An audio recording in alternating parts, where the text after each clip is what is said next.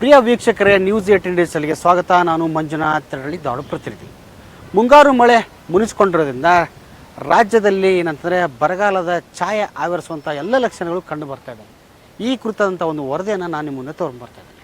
ಪೂರ್ವ ಮುಂಗಾರು ಮಳೆ ಉತ್ತಮವಾಗಿರೋದ್ರಿಂದ ರೈತರು ಕೂಡ ಮುಂಗಾರು ಬೆಳೆಗಳನ್ನ ಬಿತ್ತನೆ ಮಾಡಿದ್ರು. ಹೆಸರು, ಉದ್ದು, ಶೇಂಗಾ ಸೇರಿದಂತೆ ಹಲವು ಬೆಳೆಗಳನ್ನ ಬಿತ್ತನೆ ಮಾಡಿದಂಥ ರೈತರು ಕೂಡ ಏನಂತಂದರೆ ಪೂರ್ವ ಮುಂಗಾರು ಮಳೆಯನ್ನು ನೆಚ್ಚಿ ಬಿತ್ತನೆ ಮಾಡೋಂಥ ಬೆಳೆಗಳು ಸಮೃದ್ಧಿಯಾಗಿ ಬರುತ್ತೆ ಎಂಬ ಕನಸನ್ನು ಕಂಡಂಥ ರೈತರಿಗೆ ಏನು ಗಾಯದ ಮೇಲೆ ಬರೆ ಎಳೆದಂತೆ ಈಗ ಮುಂಗಾರು ಮಳೆಯಿಂದ ಬೆಳೆಗಳು ಕೂಡ ಕುಂಠಿತಗೊಂಡಿದೆ. ಇದರಿಂದ ಕಂಗಾಲಂಥ ಇಡೀ ರೈತಾಪಿ ವರ್ಗ ಕೂಡ ಏನಂತಂದರೆ ಮೋಡದತ್ತ ಮುಖ ಮಾಡಿದ್ದಾನೆ ಅಂತ ಹೇಳ್ಬೋದು. ಯಾಕಂತಂದರೆ ಒಂದು ಕಡೆ ಏನಂತಾರೆ ಪೂರ್ವ ಮುಂಗಾರಿನಲ್ಲಿ ಸುರಿದಂಥ ಮಳೆಯಿಂದ ಬಿತ್ತನೆ ಮಾಡೋಂಥ ಬೆಳೆಗಳು ಈಗ ಉತ್ತಮವಾಗಿ ಏನು ಸಮೃದ್ಧಿಯಾಗಿ ರೈತರ ಜಮೀನಲ್ಲಿ ಬೆಳಿಬೇಕಾಗಿತ್ತು. ಆದರೆ ನಂತರ ಮುಂಗಾರಿನ ಮಳೆ ಕೈಕೊಟ್ಟಿರೋದ್ರಿಂದ ಜಮೀನಿರುವಂಥ ಬೆಳೆಗಳು ಒಣಗಲು ಆರಂಭಿದ್ದಾವೆ. ಯಾಕಂತಂದರೆ ಈಗಾಗಲೇ ಕೂಡ 15 ದಿನಗಳ ಕಾಲದವರೆಗೆ ನಂತರ ಬಿತ್ತನೆ ಮಾಡಿದ ಬೆಳೆಗಳು ಸಮೃದ್ಧವಾಗಿ ಇರಬೇಕಾಗಿತ್ತು. ಆದರೆ ಮಳೆರಾಯನ ಅಭಾವದಿಂದ ಸಂಪೂರ್ಣವಾಗಿ ಬಿತ್ತಿದಂಥ ಮುಂಗಾರು ಬೆಳೆಗಳು ಕೂಡ ನೆಲಕಚ್ಚುವಂಥ ಸಂದರ್ಭ ಈಗ ಎದುರಾಗ್ತಾ ಇದೆ. ಇದರ ಜೊತೆ ರಾಜ್ಯದಲ್ಲೂ ಕೂಡ ಹವಾಮಾನ ಇಲಾಖೆ ಹೇಳಿದಂತೆ ಈ ವರ್ಷದ ಮುಂಗಾರು ಮಳೆ ಕೂಡ ಅಭಾವ ಹೆಚ್ಚಾಗಿರೋದ್ರಿಂದ ರೈತರು ಕೂಡ ಒಂದು ಕಡೆಯಿಂದ ಆತಂಕ ಎದುರಿಸುವಂಥ ಪರಿಸ್ಥಿತಿ ನಿರ್ಮಾಣವಾಗಿದೆ. ಇದರಿಂದ ಕಂಗಾಲಂಥ ರೈತರು ಕೂಡ ಏನಂತಂದರೆ ಜಮೀನಲ್ಲಿರುವಂಥ ಬೆಳೆಯನ್ನು ನಾಶ ಮಾಡೋಕ್ಕೆ ಕೂಡ ಮುಂದಾಗಿದ್ದಾರೆ. ಇದಕ್ಕೆ ಪ್ರಮುಖ ಸಾಕ್ಷಿಯಾಗಿದ್ದು ದಾವಣ ತಾಲೂಕಿನ ಕಬ್ಬೆನೂರು ಗ್ರಾಮದ ಉಮೇಶ್ ಎಂಬ ರೈತರು ಕೂಡ ಅಂತಂದರೆ 10 ಎಕರೆ ಜಮೀನಲ್ಲಿ ಅಂತಂದರೆ ಉದ್ದಿನ ಬೆಳೆಯನ್ನು ಬಿತ್ತನೆ ಮಾಡಿದ್ರು. ಆದರೆ ಪೂರ್ವ ಮುಂಗಾರಿನಲ್ಲಿ ಬಂದಂಥ ಸುರಿದಂಥ ಮಳೆಗೆ ಬಿತ್ತನೆ ಮಾಡಿದಂಥ ಉದ್ದಿನ ಬೆಳೆಯನ್ನು ಬಿತ್ತನೆ ಮಾಡಿದ್ರು. ಉತ್ತಮವಾಗಿ ಬೆಳೆ ಬರುತ್ತೆಂಬ ಕನಸನ್ನು ಕಂಡಂಥ ರೈತರಿಗೆ ಮುಂಗಾರು ಮಳೆ ಬಾರದೇ ಇರೋದ್ರಿಂದ ಇಡೀ ಬೆಳೆಗಳು ಕೂಡ ಕುಂಠಿತವಾಗಿದೆ. ಜೊತೆಗೆ ಏನಂತಂದರೆ ಇಡೀ ಜಮೀನಲ್ಲಿ ಕೂಡ ಹೆಚ್ಚಿನ ಕಸ ಬೆಳೆದಿರೋದ್ರಿಂದ ಇಡೀ ಬೆಳೆ ಕುಂಠಿತವಾಗಿದೆ. ಜೊತೆಗೆ ಮಳೆಯ ಅಭಾವದಿಂದ ಬೆಳೆ ಹಾನಿ ಆಗುತ್ತದೆ. ಈ ವಿಚಾರವಾಗಿ ಏನಂತಂದರೆ ರೈತರು ಕೂಡ ಅಂತಂದರೆ ಮುಂಬರುವ ಬೆಳೆಗೆ ಅವಕಾಶ ಮಾಡಿಕೊಡೋಕೆ ಇದ್ದಂಥ ಬೆಳೆಯನ್ನು ನಾಶ ಮಾಡೋಕ್ಕೆ ಮುಂದಾಗಿದ್ದಾರೆ. ಈಗಾಗಲೇ ಬೆಳೆದಂಥ 10 ಎಕರೆ ಜಮೀನಲ್ಲಿ ಬೆಳೆದಂಥ ಉದ್ದಿನ ಬೆಳೆಯನ್ನು ಸಂಪೂರ್ಣವಾಗಿ ತಮ್ಮ ಟ್ರ್ಯಾಕ್ಟರ್ ಮೂಲಕ ಹರಗೋ ಮೂಲಕ ಅಂತಂದರೆ ಬೆಳೆಯನ್ನು ನಾಶ ಮಾಡಲು ಮುಂದಾಗಿದ್ದಾರೆ.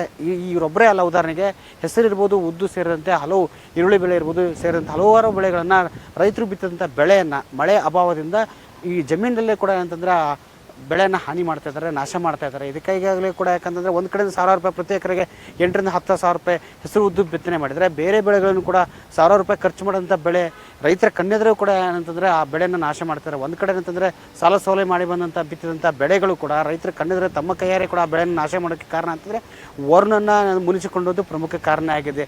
ಈ ವರ್ಷದ ಮುಂಗಾರಿನಲ್ಲಿ ನೋಡ್ತಾ ಇದ್ದರೆ ಈ ಮಳೆ ಅಭಾವದಿಂದ ಬರಗಾಲದ ಛಾಯೆ ಆವರಿಸುವ ಎಲ್ಲ ಲಕ್ಷಣಗಳು ಕಂಡು ಬರುತ್ತಿರೋದ್ರಿಂದ ಇದ್ದಂಥ ಬೆಳೆ ಕೂಡ ಏನಂತಂದರೆ ಅಪಾರ ಪ್ರಮಾಣದ ಬೆಳೆ ಏನಂತಂದರೆ ಜಮೀನು ಇರಬೇಕಾದಂಥ ಬೆಳೆ ಈಗ ಬೆಳೆ ಕುಂಠಿತವಾಗಿದೆ. ಜೊತೆಗೆ ಕಸ ಹೆಚ್ಚಿನ ಕಳೆ ಬೆಳೀತಿರೋದ್ರಿಂದ ಇರೋ ಬೆಳೆ ಕೂಡ ಏನಂತಂದರೆ ಹತೋಟಿಗೆ ಬರೋಲ್ಲ. ಜೊತೆಗೆ ಮುಂಬರೋ ಬೆಳೆಯನ್ನು ತೆಗೆಯೋಕ್ಕೂ ಕೂಡ ಮಾಡೋಕ್ಕೂ ಕೂಡ ಕಷ್ಟ ಆಗುತ್ತೆ, ಮುಂದಿನ ಬೆಳೆ ಬಿತ್ತನೆ ಮಾಡೋಕ್ಕೂ ಕೂಡ ಕಷ್ಟ ಆಗುತ್ತೆ ಎಂಬ ನಿಟ್ಟಿನಲ್ಲಿ ಆ ಇಡೀ ಬೆಳೆಗಳನ್ನ ನಾಶ ಮಾಡೋಕ್ಕೆ ಮುಂದಾಗಿದ್ದಾರೆ. ಆ ಬೆಳೆ ನಾಶ ಮಾಡಿದಂಥ ರೈತರು ಏನು ಹೇಳ್ತಾರೆ ಕೇಳ್ಕೊಂಬರೋಣ. ಈಗ ಬೆಳೆ ಬರ್ಲಿದ್ದಕ್ಕೆ 10 ಎಕರೆ ಉದ್ದು ಹಾಕ್ಯವ್ರಿ, ಅದನ್ನು ಹರ್ಕಾಕತ್ತೇವ್ರಿ. ನಮಗೆ ಈಗ 2 ಮೈ ನೀರು ಹಾಕ್ಸೇವ್ರಿ, 1 ಮೈ ಎಣ್ಣೆನೂ ಹೊಡೆದೇವ್ರಿ.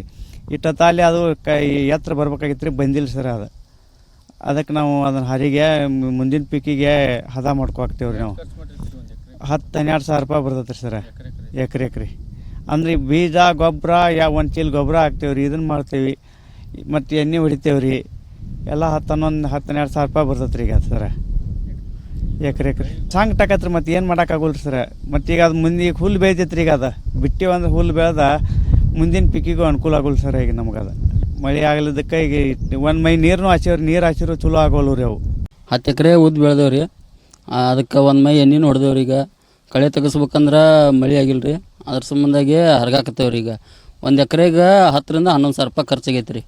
ಯಾಕಂದ್ರೆ ಅದು ಈಗ ಒಂದು ಮೊಣಕಾಲು ಮಟ್ಟ ಬೆಳಿಬೇಕಿತ್ತು ರೀ. ಅದು ಮಳೆ ಆಗಲಿಲ್ಲಲ್ಲ, ಅದಕ್ಕೆ ಬೆಳೆದಿಲ್ಲ ರೀ. ಆ ಕಾರಣ ಆಗಿ ಹರ್ಗಾಕತ್ತೇವ್ರಿ. ಭಾಳ ಮನಸ್ಸಿಗೆ ನೋವಾಗೈತೆ ರೀ.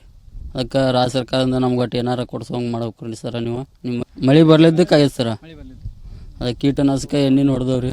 ಈಗಾಗಲೇ ಒಂದು ಕಡೆ ರೈತರು ಅಂತಂದರೆ ತಮ್ಮ ಜಮೀನಲ್ಲಿ ಬಿತ್ತನೆ ಮಾಡುವಂಥ ಬೆಳೆಯನ್ನು ನಾಶ ಮಾಡ್ತಾ ಇದ್ದಾರೆ. ಜೊತೆಗೆ ಸೂಕ್ತ ಪರಿಹಾರ ರೈತರಿಗೆ ಕೊಡಬೇಕು ಸರ್ಕಾರ ಎಂಬ ಮಾಹಿತಿಯನ್ನು ನಾವು ಮನವಿಯನ್ನು ಸರ್ಕಾರಕ್ಕೆ ಮಾಡಿಕೊಡುವಂಥ ರೈತರಿಗೆ ಕೃಷಿ ಇಲಾಖೆ ಅಧಿಕಾರಿಗಳು ಕೂಡ ಒಂದು ಮನವಿಯನ್ನು ಮಾಡ್ತಿದ್ದಾರೆ. ಯಾಕಂತಂದರೆ ಈಗಾಗಲೂ ಕೂಡ ಸರ್ಕಾರಕ್ಕೆ ಒಂದು ಪರಿಹಾರ ಇರ್ಬೋದು, ಜೊತೆಗೆ ಇನ್ಸೂರೆನ್ಸ್ ಕ್ಲೇಮ್ ಮಾಡೋಕ್ಕೆ ಕೂಡ ಒಂದು ನಿಯಮಾವಳಿಯನ್ನು ಇದೆ. ಆ ನಿಯಮಾವಳಿಯನ್ನು ರೈತರು ಕೂಡ ಪಾಲನೆ ಮಾಡಬೇಕಾಗಿದೆ. ಯಾಕಂತಂದರೆ ಒಂದು ಕಡೆ ಬಿತ್ತನೆ ಮಾಡಿದಂಥ ಮುಂಗಾರು ಬೆಳೆಗಳಿಗೆ ಏನು ಬೆಳೆ ಸಮೀಕ್ಷೆ ಎಂಬ ಆ್ಯಪನ್ನು ಕೂಡ ರೈತರುಗಳು ಈಗಾಗಲೇ ಕೂಡ ಕೃಷಿ ಇಲಾಖೆ ಬಿಡುಗಡೆ ಮಾಡಿದೆ. ಆ ಆ್ಯಪ್ನಲ್ಲಿ ತಮ್ಮ ಬೆಳೆಯನ್ನು ನಮೂದು ಮಾಡಿ ಫೋಟೋ ಮತ್ತು ಅಪ್ಲೋಡ್ ಮಾಡಬೇಕು. ಯಾವ ಬೆಳೆಯನ್ನು ಬೆಳೆಯಲಾಗಿದೆ ಎಂಬ ಅಪ್ಲೋಡ್ ಮಾಡಿದಾಗ ಆ ಬೆಳೆ ಯಾವುದಾಗಿದೆ ಎಂಬ ಕೂಡ ಸರ್ಕಾರಿ ಇಲಾಖೆಗೆ ದಾಖಲಾಗುತ್ತೆ.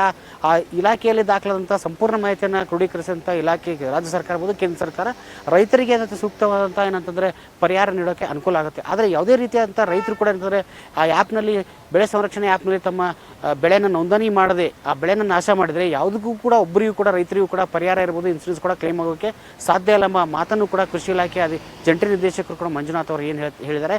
ಈ ವಿಚಾರ ಆಗಬೇಕಂತಂದರೆ ರೈತರು ಕೂಡ ಒಂದು ಮನವಿ ಮಾಡೋಕ್ಕೆ ಕೃಷಿ ಇಲಾಖೆಯವರು ಕೂಡ ಮುಂದಾಗಿದ್ದು, ಯಾರೂ ಕೂಡ ಏನಂತಂದರೆ ಬೆಳೆ ನಾಶ ಮಾಡಬಾರ್ದು. ಯಾಕಂದರೆ ಬೆಳೆ ನಾಶ ಮಾಡಿದರೆ ರೈತರಿಗೆ ಸಿಗಬೇಕಂತ ಪರಿಹಾರ ಇರ್ಬೋದು, ಸವಲತ್ತುಗಳು ಕೂಡ ವಂಚಿತ ಆಗ್ತಾರೆ ಎಂಬ ಹೇಳಿಕೆಯನ್ನು ಕೂಡ ಏನಂತಂದರೆ ಜಂಟಿ ನಿರ್ದೇಶಕರು ಹೇಳಿದ್ದಾರೆ. ಏನು ಹೇಳಿದ್ದಾರೆ ಸಂಪೂರ್ಣ ವಿವರಣ ಕೇಳ್ಕೊಂಬರೋಣ. ಜೂನ್ ತಿಂಗಳಲ್ಲಿ 124.8 ಮಿಲಿಮೀಟರ್ ನಮಗೆ ವಾಡಿಕೆ ಮಳೆ ಇದ್ದು, ಜೂನ್ ತಿಂಗಳಂತಕ್ಕೆ 95 ಮಿಲಿಮೀಟರ್ ಅಷ್ಟು ಮಳೆಯಾಗಿದೆ. ಅಂದರೆ 23% ಜಿಲ್ಲೆಯಾದ್ಯಂತ ಮಳೆ ಕೊರತೆ ಕಂಡು ಬಂದಿದೆ. ಅದು ಆದರೂ ನಮ್ಮ ಜಿಲ್ಲೆಯಲ್ಲಿ ಜೂನ್ ತಿಂಗಳಲ್ಲಿ ಮೊದಲನೇ ವಾರದಲ್ಲಿ ಆದಂಥ ಉತ್ತಮ ಮಳೆಯಿಂದಾಗಿ ಇಲ್ಲಿವರೆಗೂ 90% ಬೆಳೆ ಬಿತ್ತನೆ ಆಗಿದೆ. ಅದರಲ್ಲಿ ಮುಖ್ಯವಾಗಿ ಹೆಸರು, ಸೋಯಾಬೀನು, ಮೆಕ್ಕೆಜೋಳ, ಉದ್ದು, ಈ ಥರ ಹತ್ತಿ, ಈ ಥರ ಎಲ್ಲ ಬೆಳೆಗಳನ್ನು ರೈತರು ಈಗಾಗಲೇ ಬಿತ್ತನೆ ಮಾಡಿದ್ದಾರೆ. ಬಿತ್ತನೆ ಮಾಡಿದ ಮೇಲೆ ಕಳೆದ ಒಂದು 20 ದಿವಸದಿಂದ ಮಳೆ ಕೊರತೆ ಕಂಡು ಬಂದಿದೆ. ಎಲ್ಲ ಕಡೆ ಜಿಲ್ಲೆಯಾದ್ಯಂತ ಎಲ್ಲ ಕಡೆ ಮಳೆ ಕೊರತೆ ಕಂಡು ಬಂದಿದೆ. ಕೆಲವೊಂದು ಸತ ಆ ಕಡೆ ಇವಾಗ ಸ್ವಲ್ಪ ತುಂತುರು ಮಳೆ ಬರ್ತಾ ಇದೆ ಬಿಟ್ಟರೆ ವೈಡ್ ಸ್ಪ್ರೆಡ್ಡಾಗಿ ಇಲ್ಲಿ ಮಳೆ ಬರ್ತಾ ಇಲ್ಲ. ಎಸ್ಪೆಷಲಿ ನಮ್ಗೆ ನವಲಗುಂದ ತಾಲೂಕು ಮೊರಬ ಹೋಬಳಿ ಇರ್ಬೋದು, ಅಥವಾ ಹುಬ್ಳಿ ತಾಲೂಕು ಶಿರಗುಪ್ಪಿ ಇರ್ಬೋದು, ಸಂಶಿ, ಕುಂದಗೋಳ ತಾಲೂಕು ಸಂಶಿಯಲ್ಲಿ ಹೆಚ್ಚಿನ ಪ್ರಮಾಣದಲ್ಲಿ ಬೆಳೆ ಕುಂಠಿತ ಕಂಡು ಬರ್ತಾ ಇದೆ. ಹಂಗಾಗಿ ಕೆಲವು ಕಡೆ ಈಗ ರೈತರು ಆಲ್ರೆಡಿ ಬೆಳೆ ಸರಿ ಬರ್ತಾ ಇಲ್ಲ ಅಂತೇಳಿ ಹರಗುತ್ತಾ ಇದ್ದಾರೆ ಅನ್ನೋ ಸುದ್ದಿನ ಕೆಲ ರೈತರು ಮಾಹಿತಿ ಬರ್ತಾ ಇದೆ. ಅದಕ್ಕೆ ನಾನು ರೈತರಲ್ಲಿ ಮನವಿ ಮಾಡ್ತೀನಿ, ಯಾವುದೇ ಕಾರಣಕ್ಕೂ ಬೆಳೆಯನ್ನು ತೆಗಿಬಾರ್ದು. ಈಗ ಯಾವುದೇ ಹಂತ ಇರಲಿ, ಅದು ಹುಟ್ಟಿ 1 ತಿಂಗಳದಾಗಿರ್ಬೋದು, ಅಥವಾ 15 ದಿವಸದಿರ್ಬೋದು, ಅಥವಾ 1.5 ತಿಂಗಳದಿರ್ಬೋದು, ಬೆಳೆ ಕುಂಠಿತವಾಗಿದ್ದರೂ ಸಹಿತ ಬೆಳೆ ಯಾವುದೇ ಕಾರಣ ತೆಗಿಬಾರ್ದು. ಯಾಕಂದರೆ ಬೆಳೆ ಸಮೀಕ್ಷೆ ಮಾಡದೆ ಹೊರತು ನೀವು ಏನಾದರೂ ಬೆಳೆ ತೆಗೆದ್ರಿ ಅಂದರೆ ನಿಮಗೆ ಸರ್ಕಾರದಿಂದ ಸಿಗ್ತಕ್ಕಂಥ ಯಾವುದೇ ಸೌಲಭ್ಯಗಳು ಸಿಗುವುದಿಲ್ಲ. ಅದು ಬೆಳೆ ಹಾನಿ ಪರಿಹಾರ ಇರ್ಬೋದು, ಇನ್ಶೂರೆನ್ಸ್ ಇರ್ಬೋದು, ಮತ್ತು ವಿವಿಧ ಯೋಜನೆಗಳ ಮುಖಾಂತರ ನಿಮಗೇನು ಸೌಲಭ್ಯ ಸಿಗಬೇಕಾಗಿರ್ತದಲ್ಲ ಆ ಸೌಲಭ್ಯಗಳು ಸಿಗುವುದಿಲ್ಲ. ಆದ ಕಾರಣ ನಾನು ಎಲ್ಲ ರೈತರನ್ನು ಮನವಿ ಮಾಡ್ತೀನಿ. ಈಗಾಗಲೇ ಬೆಳೆ ಸಮೀಕ್ಷೆ ಕಾರ್ಯ ಪ್ರಾರಂಭ ಆಗಿದೆ. ಆ ರೈತರ ಆ್ಯಪ್ನು ಆಲ್ರೆಡಿ ಬಿಡುಗಡೆ ಮಾಡಿದ್ದಾರೆ. ಇವತ್ತು PR ಆ್ಯಪ್ನು ರಿಲೀಸ್ ಆಗಿದೆ. ಆದ್ದರಿಂದ ರೈತರು ತಾವಾದರೂ ಬೆಳೆ ಸಮೀಕ್ಷೆ ಮಾಡ್ಕೋಬೋದು, ಅಥವಾ ತಮ್ಮ ಗ್ರಾಮದಲ್ಲಿರ್ತಕ್ಕಂಥ PR ಖಾಸಗಿ ನಿವಾಸಿಗಳಿಂದ ಸಹಿತ ಅವರು ಬೆಳೆ ಸಮೀಕ್ಷೆ ಮಾಡಿಸ್ಕೊಳ್ಳೋದು ಅತಿ ಅವಶ್ಯಕವಾಗಿರ್ತದೆ. ದಯವಿಟ್ಟು ಎಲ್ಲ ರೈತರು ಬೆಳೆ ಸಮೀಕ್ಷೆ ಮಾಡಿಸ್ಕೋಬೇಕಂತ ನಾನು ಮನವಿ ಮಾಡ್ತಾ ಇದ್ದೀನಿ. ಒಟ್ಟಾರೆಯಾಗಿ ವರ್ಣನ ಮುನಿಸಿಕೊಂಡಿರೋದ್ರಿಂದ ರಾಜ್ಯದಲ್ಲಿ ಮುಂಗಾರಿನ ಭೀಕರ ಬರಗಾಲ ಆವರಿಸುವ ಎಲ್ಲ ಲಕ್ಷಣಗಳು ಕಂಡು ಬರ್ತಾ ಇದ್ದಾರೆ ಒಂದು ಕಡೆ. ಆದರೆ ಇನ್ನೊಂದು ಕಡೆ ಆ ಬರಗಾಲಕ್ಕೆ ಭಯಪಟ್ಟಂಥ ರೈತರು ತಮ್ಮ ಬೆಳೆಗಳನ್ನ ನಾಶ ಮಾಡೋಕ್ಕೆ ಮುಂದಾಗಿದ್ದಾರೆ. ಈ ರೀತಿಯಾಗಿ ಬೆಳೆಗಳನ್ನ ನಾಶ ಮಾಡಿದರೆ ಅವ್ರಿಗೆ ಯಾವುದೇ ರೀತಿಯ ಪರಿಹಾರ ಬರಲ್ಲ ಎಂಬುದು ಕೂಡ ಅನಿಸಿಕೆಯನ್ನು ಕೂಡ ಮತ್ತು ಮನವಿಯನ್ನು ಕೂಡ ಕೃಷಿ ಇಲಾಖೆ ಜಂಟಿ ನಿರ್ದೇಶಕರು ಹೇಳಿದ್ದಾರೆ.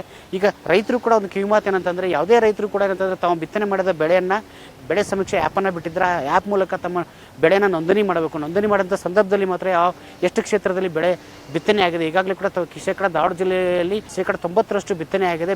ಸರ್ಕಾರಕ್ಕೆ ಒಂದು ನಿರ್ದಿಷ್ಟವಾದಂಥ ಯಾವ ಬೆಳೆ ಎಷ್ಟು ಬಿತ್ತನೆ ಮಾಡಿದೆ ಎಂಬ ಮಾಹಿತಿ ಸಿಗುತ್ತೆ. ಆ ವಿಚಾರವಾಗಿ ಕೂಡ ಸರ್ಕಾರಕ್ಕೂ ಕೂಡ ಏನಂತಂದರೆ ಯಾರಿಗೆ ಯಾವ ಬೆಳೆಗೆ ಎಷ್ಟು ಪರಿಹಾರ ಕೊಡಬೇಕೆಂಬುದು ಕೂಡ ಮಾಹಿತಿಯನ್ನು ತೆಗೆದುಕೊಳ್ಳೋಕ್ಕೆ ಅನುಕೂಲ ಆಗುತ್ತೆ. ಯಾರೊಬ್ಬರು ಕೂಡ ರೈತರು ತಮ್ಮ ಜಮೀನಲ್ಲಿದ್ದಂಥ ಬೆಳೆಯನ್ನು ನಾಶ ಮಾಡದೆ ಜಂಟಿ ಕೃಷಿ ಇಲಾಖೆ ಅಧಿಕಾರಿಗಳ ಸಂಪರ್ಕಕ್ಕೆ ಬಂದು, ಜೊತೆಗೆ ಸ್ಥಳೀಯ ಕೃಷಿ ಇಲಾಖೆ ಅಧಿಕಾರಿಗಳನ್ನ ಭೇಟಿಯಾಗಿ ಆ ಬೆಳೆ ಸಮೀಕ್ಷೆ ಆ್ಯಪಲ್ಲಿ ತಮ್ಮ ಬೆಳೆಯನ್ನು ನೋಂದಣಿ ಮಾಡುವಲ್ಲಿ ಮುಂದಾಗಬೇಕೆಂಬುದು ಕೂಡ ಕೃಷಿ ಇಲಾಖೆ ಅಧಿಕಾರಿಗಳ ಒಂದು ಮನವಿಯಾಗಿದೆ ಅಂತ. ಒಟ್ಟಾರೆ ಕೂಡ ಅಂತಂದರೆ ರೈತರು ಕೂಡ ಅಂತಂದರೆ ಕೃಷಿ ಇಲಾಖೆ ಅಧಿಕಾರಿಗಳ ಒಂದು ಹೇಳಿಕೆಯನ್ನು ಪಡೆದುಕೊಂಡು ತಮ್ಮ ಮುಂದಿನ ಬೆಳೆ ಬಿತ್ತನೆ ಮಾಡೋದಿರ್ಬೋದು, ಬೆಳೆ ನಾಶದಿರ್ಬೋದು ಸೇರಿದಂಥ ಪರಿಹಾರಕ್ಕೂ ಕೂಡ ಅವ್ರನ್ನ ಸಂಪರ್ಕಿಸುವಲ್ಲಿ ಮುಂದಾಗಬೇಕೆಂಬುದು ಕೂಡ ನಮ್ಮ ಕಳಕಳಿಯ ವಿನಂತಿ. ನಿರ್ಭೀತ, ನಿಷ್ಪಕ್ಷಪಾತ, ವಿಶ್ವಾಸಾರ್ಹ ಸುದ್ದಿಗಳಿಗೆ ಮತ್ತೊಂದು ಹೆಸರಾಗಿರುವ ನ್ಯೂಸ್ 18 ಕನ್ನಡ ಈಗ ಆಪ್ನಲ್ಲೂ ಲಭ್ಯವಿದೆ.